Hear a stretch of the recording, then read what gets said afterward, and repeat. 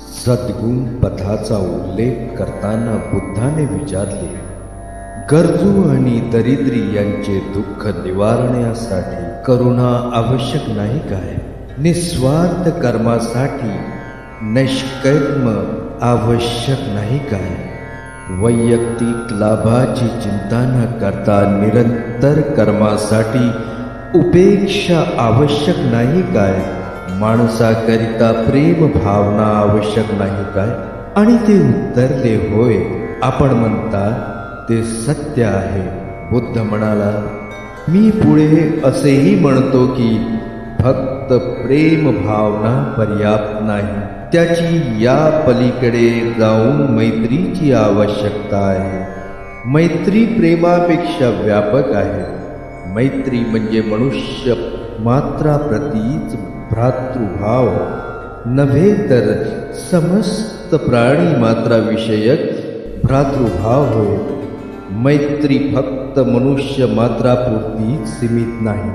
अशी मैत्री आवश्यक नाही काय? मनुष्य स्वतःकरिता ज्या सुखाची कामना करतो ते सर्व सुख सर्व प्राणी मात्रांना लाभावे यासाठी मैत्री शिवाय दुसरा कोणता मार्ग आहे? पक्षपात रहित सर्वांप्रती समचित्त असण्यासाठी सर्वांप्रती प्रेम आणि कोणाही प्रती घृणा नसावी यासाठी मैत्रीशिवाय दुसरा मार्ग आहे काय? ते उत्तरले, होय. तुम्ही म्हणता ते सत्य आहे. या गुणांचे आचरण प्रज्ञेसहित केले गेले पाहिजे. प्रज्ञा आवश्यक नाही काय? परिव्राजकांनी काहीही उत्तर दिले नाही. त्यांना उत्तर देण्यासाठी प्रेरित करण्याच्या हेतूने बुद्धाने भद्र माणसाच्या गुणांचे वर्णन केले. ते गुण म्हणजे तो अकुशल कर्म करणारा नाही, त्याच्या चित्तात अकुशल विचार येणार नाही. अकुशल कर्माने तो आपली आजीविका अर्जित करणार नाही. तो इतरांना हानिकारक कथन करणार नाही. ते उत्तरले, होय. आपण म्हणता ते सत्य आहे. परंतु कुशल कर्म आंधळेपणाने करणे शक्य आहे काय? बुद्धाने विचारले. बुद्ध पुढे म्हणतो, नाही, हे पर्याप्त नाही. बुद्ध परिव्राजकांना म्हणाला, हे जर पर्याप्त असते तर अबोध बालक सतत कुशल कर्मच करते असेच घोषित करावे लागले असते. कारण अजूनही त्या बालकाला देह म्हणजे काय याचे ज्ञान नाही. लत्ता प्रहाराशिवाय ते बालक अन्य कोणतेही अकुशल कर्म करूच शकत नाही. त्याला वाणी म्हणजे काय याचे ज्ञान नाही. विचार म्हणजे काय याचे त्याला ज्ञान नाही. तो आनंदाने हसण्यापलीकडे काहीही करू शकत नाही. जीवन म्हणजे काय याचे त्याला ज्ञान नाही.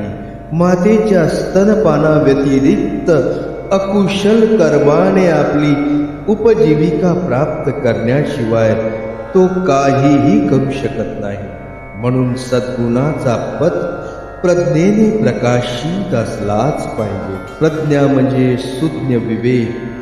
प्रज्ञा पारमिता एवढी आवश्यक आणि महत्वाची असण्याचे आणखी एक कारण आहे. दान आवश्यक आहे, परंतु प्रज्ञेशिवाय दानाचा परिणाम कदाचित नैतिकतेच्या ह्रासातही होऊ शकतो. करुणा आवश्यक आहे, पण प्रज्ञेशिवाय करुणा अमंगल समर्थक होऊ शकते. पारमिता आधारित प्रत्येक कर्म प्रज्ञा पारमितेच्या मानदंडावरच तपासले पाहिजे. प्रज्ञा पारमिता म्हणजे सुज्ञता.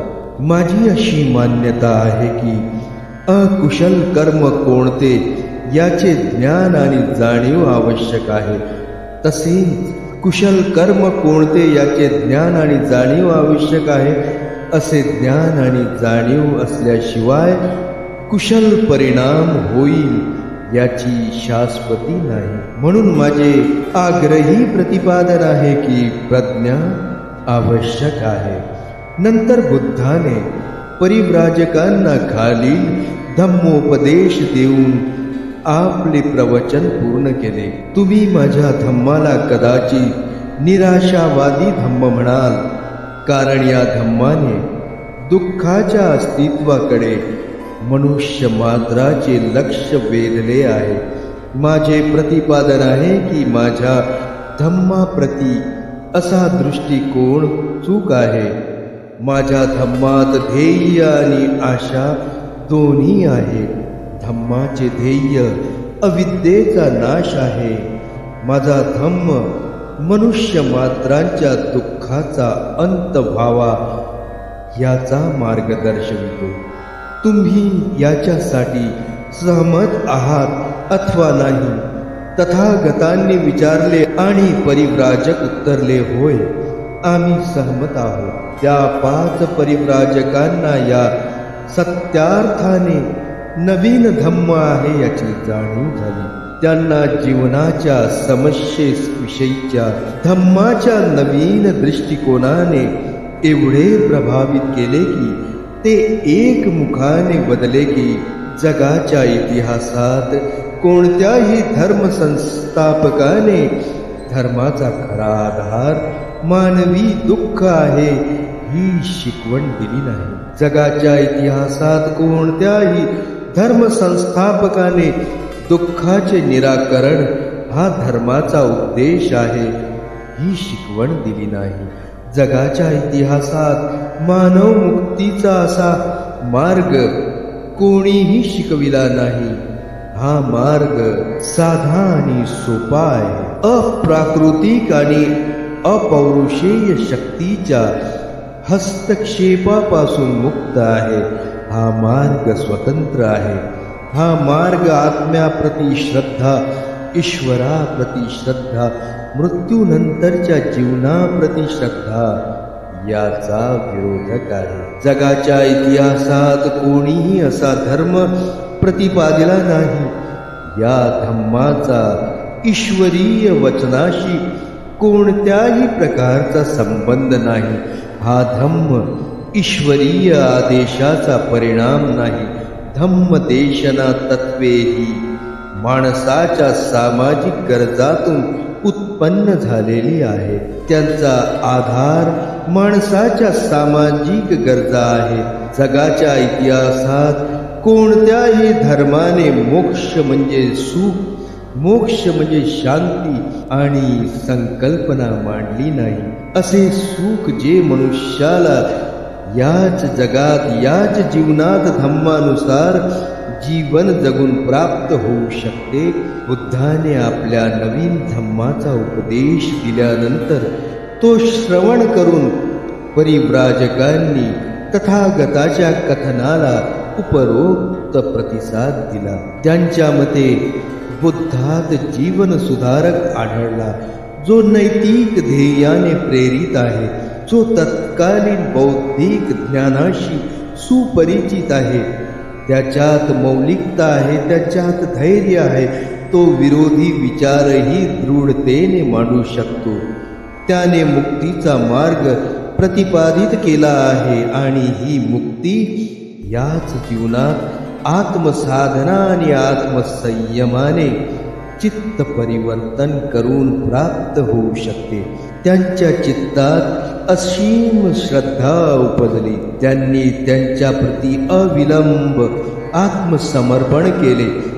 त्याने त्यांना आपले शिष्य म्हणून स्वीकारावे अशी त्यांनी प्रार्थना केली. बुद्धाने त्यांना एही भिक्कवे म्हणून भिक्खू संघात दीक्षित केले. हे पंचवर्गीय भिक्खू म्हणून प्रसिद्ध पावले. कुलीन आणि पुण्यवानांची धम्म दीक्षा. वाराणसी नगरीतील श्रेष्ठी पुत्र यश वास्तव्य करीत होता. तो युवा होता. त्याची शरीर यष्टी आकर्षक होती. तो आपल्या माता पितांना प्रिय होता. तो वैभव संपन्न होता. तो अमाप संपत्तीचा स्वामी होता. त्याच्याकडे सेवक सेविका मोठ्या संख्येने होत्या. त्याचे अंतपूर मोठे होते. तो आपले जीवन नृत्य गायनाने इंद्रिय जनित भोग विलासात व्यतीत करीत होता. त्याचे जीवन भोग विलासाने पूर्णपणे व्यापले होते. जसा काळ व्यतीत होऊ लागला तशी त्याला जीवनात विरक्ती येऊ लागली. पण या भोग विलासापासून सुरा सुंदरीच्या पाशातून मुक्त कसे व्हावे, तो जीवन जगत आहे त्यापेक्षा काही वेगळे गुणात्मक दृष्ट्या श्रेष्ठ जीवन आहे काय करावे त्याला सुचत नव्हते. या अनिश्चयाच्या अवस्थेत त्याने पितृगृह त्यागण्याचा निर्णय घेतला. एके रात्री त्याने पितृगृह सोडले. त्याची भटकंती सुरू झाली. भटकता भटकता तो ऋषी पत्तनच्या दिशेने निघाला. थकला भागला तो जीव विश्रांतीसाठी वृक्षाखाली बसला. बसल्या बसल्या तो स्वतःशीच मोठ्याने बोलू लागला, मी कुठे आहे, यातून मार्ग कोणता? अरे रे, किती हे दुःख, किती हे संकट. ज्या दिवशी तथागतांनी ऋषी पत्तन येथे पंचवर्गीय भिक्खूंना प्रथम दीक्षा दिली, त्याच रात्रीची ही घटना. ज्यावेळी यश ऋषी पत्तनात होता त्याच वेळी तथागतही ऋषी पत्तन येथे वास करीत होते. तथागत प्रातःकाळी उठून मोकळ्या हवेत विचरत होते. श्रेष्ठी पुत्र यश आपले दुःख व्यक्त करीत असताना तथागतांनी त्याला पाहिले. त्याचे दुःखोद्गार ऐकून तथागत म्हणाले, येथे कोणतेही दुःख नाही, येथे कोणतेही संकट नाही. ये माझ्या शरणी, मी तुला मार्ग दाखवितो. आणि तथागतांनी त्याला धम्मोपदेश केला. जेव्हा यशाने तथागतांचा धम्मोपदेश श्रवण केला तेव्हा तो आनंदी झाला. तो प्रसन्नता पावला. त्याने आपली सुवर्णजडित पादत्राणे त्यागली. तो तथागताच्या निकट गेला. त्याने तथागतांना प्रणिपात केला. तथागताचे वचन श्रवण करून यशाने त्यांना शिष्य म्हणून स्वीकारावे अशी त्यांना प्रार्थना केली. तथागताने त्याला ये आणि भिक्खू हो असे म्हटले. यशाने त्याला सहमती व्यक्त केली. यशाचे माता पिता घोर चिंतेत होते. त्यांचा पुत्र कुठे दिसत नव्हता. पित्याने पुत्राचा शोध घेणे आरंभिले. यशाचा पिता जेथे तथागतानी भिक्खू वेशात यश उपस्थित होते तेथून गेला. त्याने सहज तथागतांना विचारले की कृपया आपण माझा पुत्र यश याला पाहिले आहे काय? तथागत उत्तरले, आपण यावे, आपला पुत्र येथे सापडेल. तो तथागतानिकट गेला आणि आपल्या पुत्राशेजारी आसनस्थ बसला. त्याने आपल्या पुत्राला ओळखले नाही. यश कसा भेटला, कुठे भेटला आणि धम्माची शिकवण ऐकून तो कसा भिक्खू झाला हे तथागतांनी त्या श्रेष्ठीला सांगितले. पित्याने पुत्राला ओळखले. पुत्राने योग्य धम्म ग्रहण केला. याचा पित्याला आनंद झाला. माझा पुत्र यशा, पिता उत्तरला, तुझी माता तुझ्या वियोगाने दुःखी आहे, विलाप करीत आहे. स्वगृही परत ये आणि मातेला जीवदान दे. यशाने तथागताकडे पाहिले. तथागत यशाच्या पित्याला म्हणाले, यशाने गृहस्थ जीवनात परत यावे आणि पूर्वी जसा भोग वासनेत रममान होता तसेच जीवन जगावे अशी आपली इच्छा आहे काय? यशाचा पिता उत्तरला, माझ्या पुत्राला यशाला तुमच्या चरणी संतोष आहे तर त्याला राहू द्यावे. यशाने भिक्खू म्हणून जीवन जगणे स्वीकारले.